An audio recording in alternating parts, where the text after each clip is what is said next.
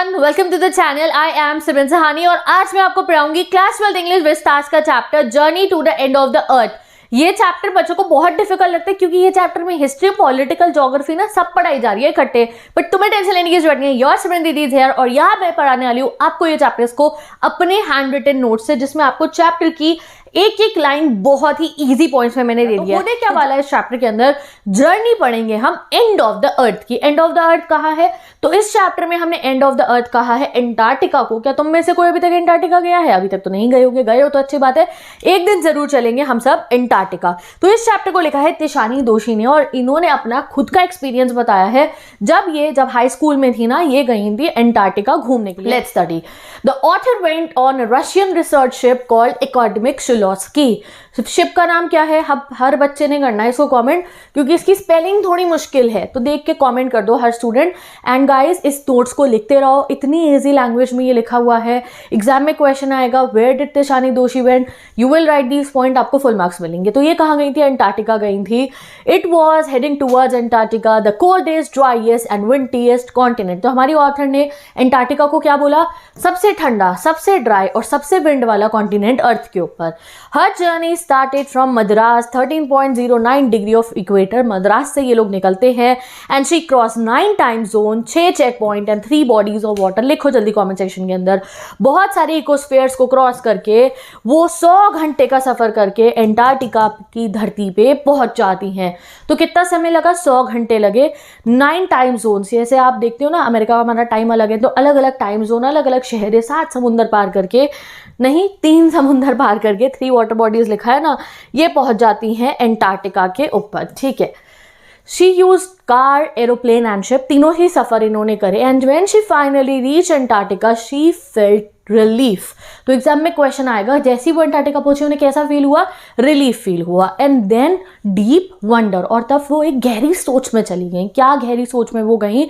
She was amazed by the white landscape.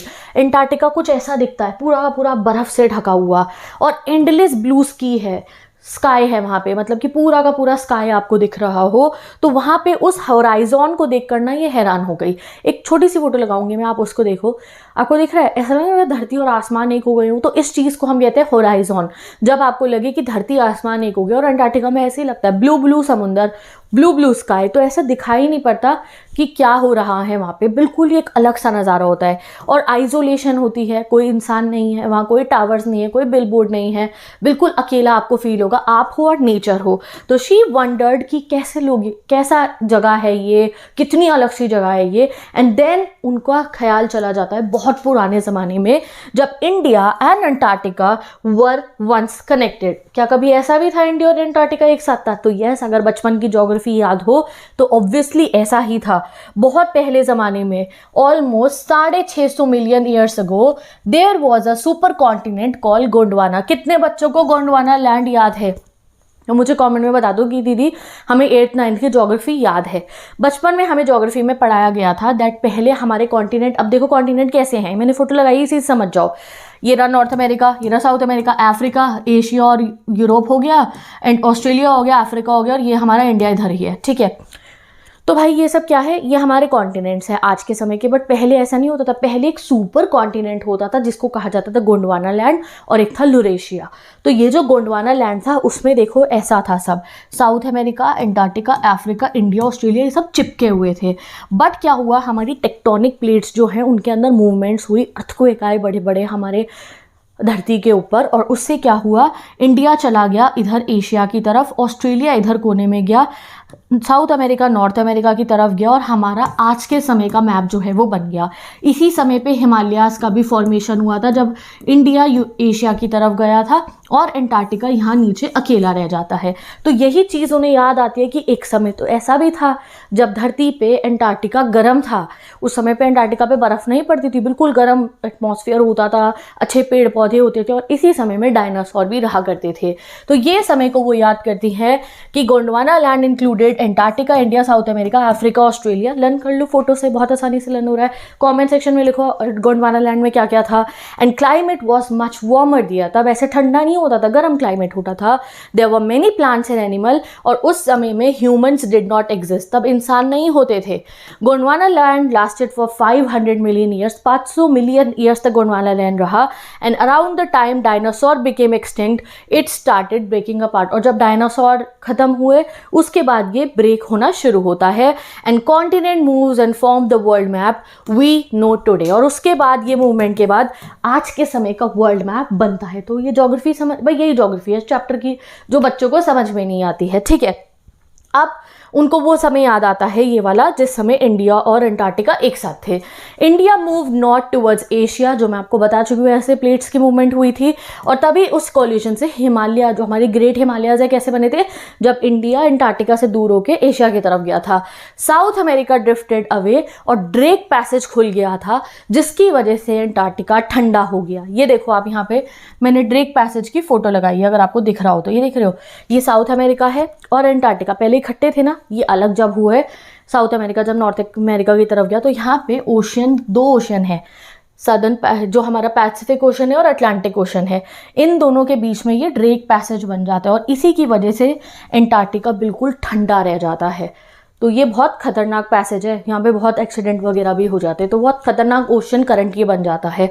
The Drake passage open, a cold circumpolar current formed, and this kept Antarctica cold and isolated. तो अगर exam में question आया कि Antarctica cold और isolated कैसे हुआ, जब India और साउथ अमेरिका मूव कर गए और ये नीचे रह गया, तो ये बिल्कुल ठंडा हो गया, ठीक है। बस इतनी ही आपको ज्योग्राफी लर्न करनी है। दोनों ही मैप देखो मैंने यहाँ पे लगा दिए हैं। पहले गोंडवाना लैंड में ये सब ऐसे इकट्ठे होते थे।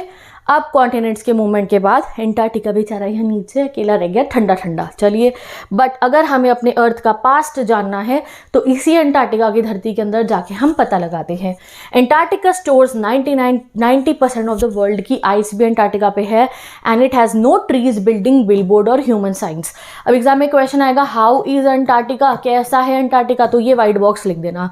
It feels like walking on a giant ping pong ball, ऐसा लगता है अंटार्कटिका में आप घूमोगे तो व्हाइट कलर की टेनिस बॉल पे आप घूम रहे हो।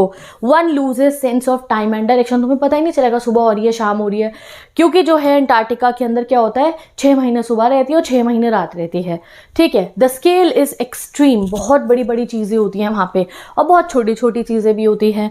Tiny insects like midges and mites and huge blue whales are there, तो माइक्रोस्कोपिक ऑर्गेनिज्म भी और बड़ी बड़ी व्हेल्स भी हैं।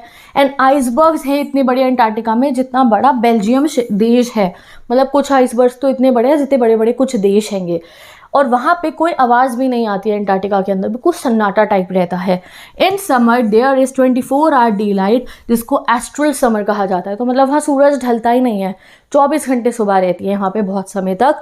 एंड साइलेंस इज एवरीवेयर, मैंने कहा ना बिल्कुल शांति, कोई हॉर्न नहीं आएगा, किसी की मोबाइल की रिंगटोन, कोई लाउड स्पीकर, कुछ नहीं देता वहाँ। जस्ट वहाँ पे ओनली साउंड किसकी होती है, अवलांचेस की। अगर किसी बच्चे को एग्जाम में क्वेश्चन है अवलांच क्या होता है, बर्फ के पहाड़ के टूटने की जोर की आवाज़ आती है और आइस शीट के ब्रेक होने की, बस यही आवाज़ें आपको अंटार्कटिका के अंदर आ सकती है, या फिर पेंगुइन की छोटी छोटी आवाज़ आ जाएगी। उसके अलावा अंटार्कटिका में कोई आवाज़ भी नहीं आती है। अब आगे क्या बताती है हमें तिशानी दोषी, नाउ शी इज एक्सप्लेनिंग उन्होंने अंटार्कटिका में क्या क्या देखा, और उसके बाद उनको समझ में आता है कि हम ह्यूमंस ने अपनी धरती को कितना नुकसान पहुंचा दिया है। Human impact on earth, exam में क्वेश्चन आएगा, हम ये लिखेंगे। Humans have existed for only 12,000 year, अब बिलियन ईयर्स हम पढ़ रहे हैं अभी तक, और देखो ह्यूमंस को अर्थ पे सिर्फ 12,000 साल हुए हैं। That is very small age compare to the earth की clock, but in this short time humans have build big cities and mega cities, इतने समय में हमने शहर बना दिए हैं, नेचुरल रिसोर्सेज को एक्सप्लॉइट कर दिया है, और पॉपुलेशन बहुत ज़्यादा हमारी बढ़ रही है।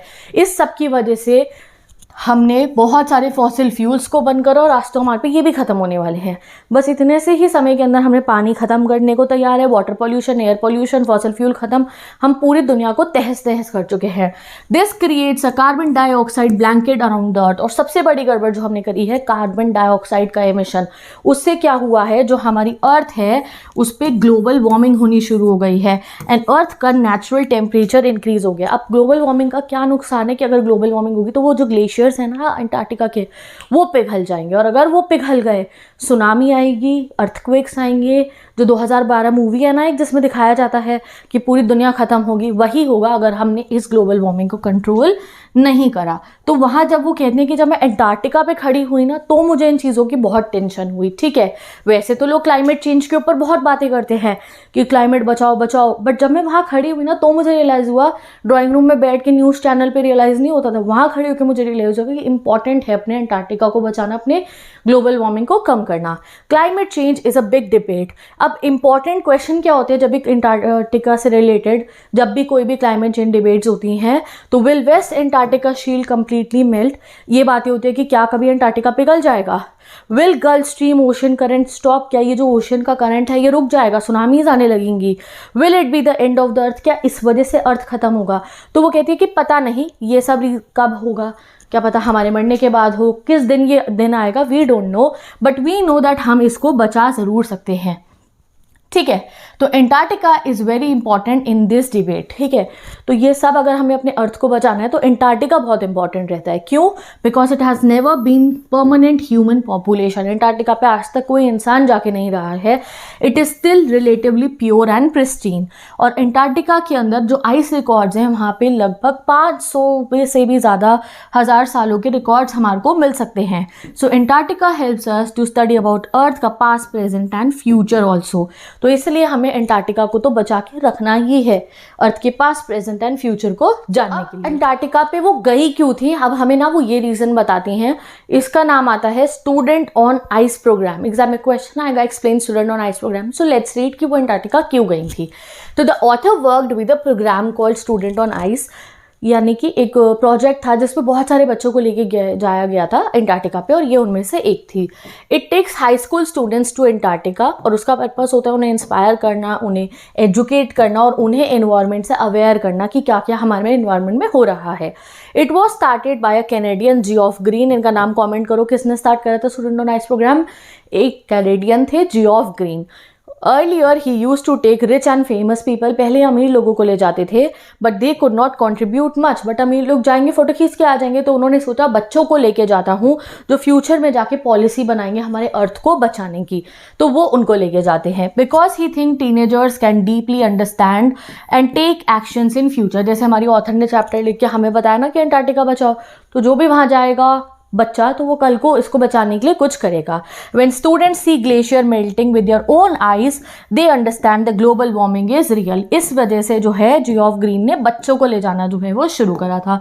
एंड देन हमारे को हमारी जो तिशानी दोषी राइटर हैं वो एक सॉल्यूशन बताती हैं कि कैसे हम अपने अंटार्कटिका को बचा सकते हैं।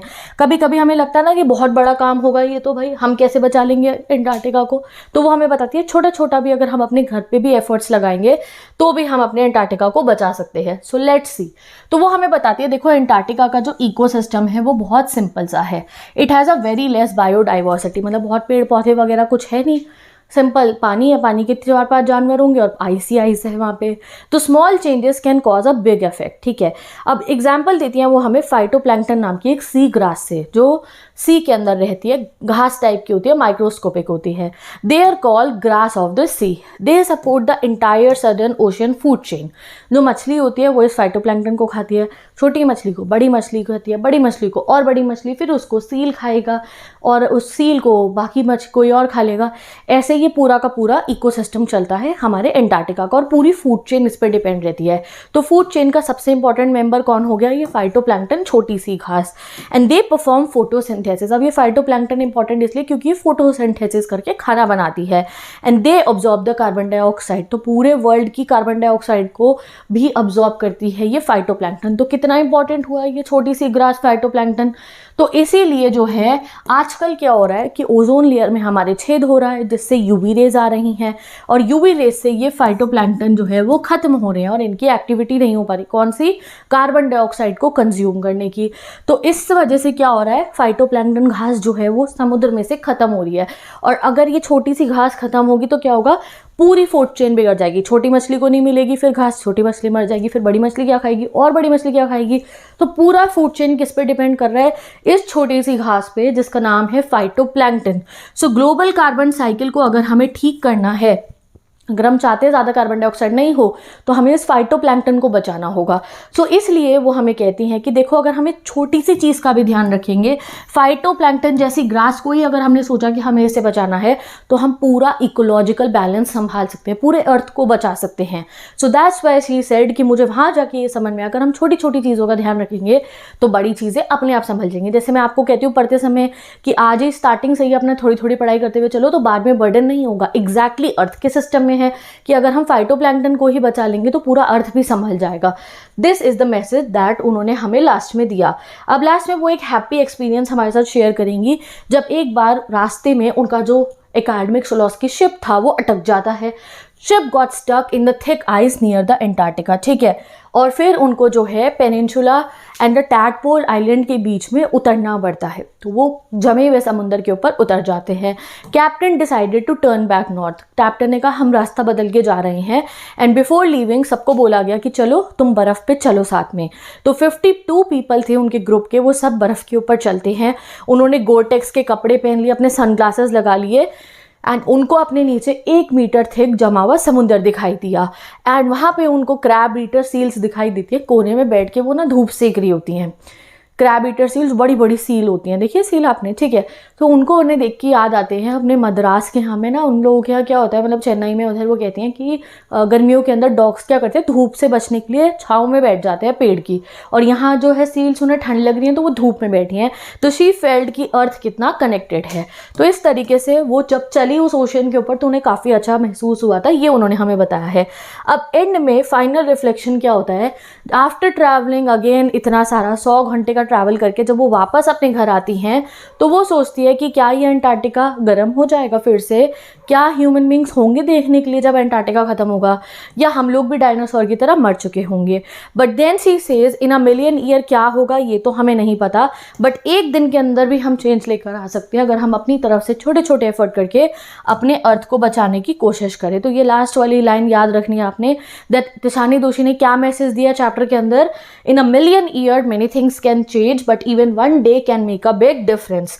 तो इसलिए हम यंग जनरेशन को हमेशा अपने प्लैनेट को सेव करने के लिए कुछ ना कुछ करना चाहिए। तो विद दिस ये चैप्टर हमारा कंप्लीट होता है।